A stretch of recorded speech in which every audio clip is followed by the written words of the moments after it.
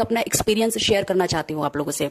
जब हम डिप्रेशन में होते हैं ना, तो वो फेज ऐसा होता है जो हमारे अंदर सबसे बड़ा चेंज लाता है। अब उस डिप्रेशन पीरियड में या तो हम सुइसाइड कर लेते हैं, या तो हम ठान लेते हैं कि नहीं, इससे हमें जूझना है और इसको हराना है।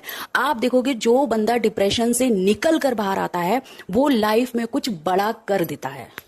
ये तो बात हो गई कि इस किताब को क्यों पढ़ना चाहिए। अब सवाल आता है कि कब और कैसे पढ़ें, क्योंकि हम लोग रामचरितमानस जो है भगवान के सामने पढ़ते हैं, तो ये किताब भी पूजनीय है, भगवान के सामने पढ़ना चाहिए।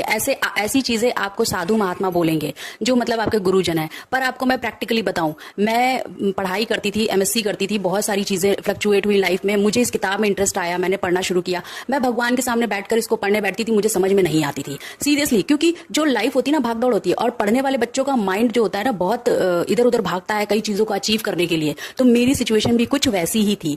तो उसमें क्या होता था कि मैं जब भगवान के सामने पढ़ती थी, मुझे नहीं समझ में आती थी। तो इसको मैंने कैसे समझा,